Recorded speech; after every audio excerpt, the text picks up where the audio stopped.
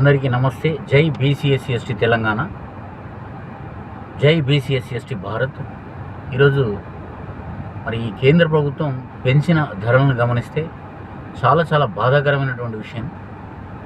గత 10 రోజులుగా 4 సార్లు ఈ పెట్రోల్ డీజిల్ ధరలు పెంచడం జరిగింది. మరి ఒకవైపు దేశం అభివృద్ధి చెందుతుందని ప్రపంచ దేశాలని తిరుగుతున్న ప్రధాని మోదీ గారు, మరి ఈ దేశ ప్రజలు సామాన్యుల బతుకులు ఎట్లా ఉన్నాయో అనేది తెలియదా? నిత్యావసర సరుకుల ధరల విషయాలు తెలియదా? ఒక ప్రైవేట్ షాపులలో, ప్రైవేట్ స్కూళ్ళల్లో పనిచేసే సగటు సామాన్యుల జీతాలు 5 నుంచి 6 వేల రూపాయలు ఉంది.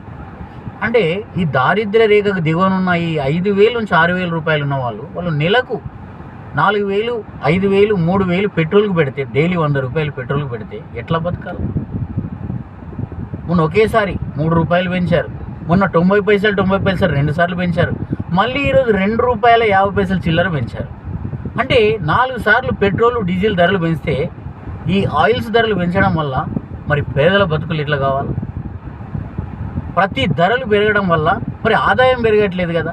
ఈ దేశ సంపదలో మరి శ్రామిక కులాల, ఉత్పత్తి కులాల, బీసీ ఎస్సీ ఎస్టీ ప్రజల ఆదాయం పెరగట్లేదు. మరి కార్పొరేట్ యాజమాన్య పెట్టుబడిదారులై, బడా కంపెనీలై, ఈ అగ్రకుల వ్యాపారులై, అగ్రకుల పార్టీల సంపదలు మాత్రం పెరుగుతున్నాయి. నివేదికలు వస్తున్నాయి. ఆ పార్టీల చందా దందా ఎంత ఏందనేది నివేదికల రూపంలో వస్తున్నాయి. ఇంత పెరిగింది ఈ సంవత్సరం అని. మరి పేదల యొక్క సగటు సర్వేలు చేయండి ఎంత పెరిగిందని. గుడిసెగానే ఉన్నది. వాళ్ళ జీతాలకు భరోసా లేదు, ఎప్పుడు తీసేస్తారో తెలియదు.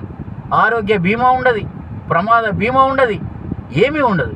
కాబట్టి ప్రధాని మోదీ గారు దయచేసి అర్థం చేసుకోవాలి. డిమాండ్ చేస్తున్నాం మేము, రిక్వెస్ట్ కాదు. ఈ దేశ ప్రజలను సామాన్యం దృష్టిలో పెట్టుకొని వెంటనే పెట్రోల్ డీజిల్ ధరలు తగ్గించాలి. రేషన్ షాపుల్లో ఇచ్చే బియ్యం కాదు కదా, మాకు 5 రూపాయల కిలో బియ్యం ఇవ్వండి, 30 రూపాయల లీటర్ పెట్రోల్ ఇవ్వండి, మేము డిమాండ్ చేస్తూ ఉన్నాం. మాకు పెట్రోల్ అవసరం. బియ్యం 5 రూపాయలు చేయండి అండి, సరే 2 రూపాయలు చేయండి, మీరు ఫ్రీగా ఇస్తే ఇవ్వండి, మంచిదే. మరి మాకు పెట్రోల్ కూడా తగ్గించాలి. ఈ దేశంలో వచ్చే సంపద ట్యాక్సులు కదా మేము కట్టేది, బీసీఎస్సీ ఎస్టీ ప్రజలు కదా. మా ట్యాక్సుల ద్వారా సెంటర్కి ట్యాక్స్ పోతున్నది, స్టేట్కు పోతున్నది.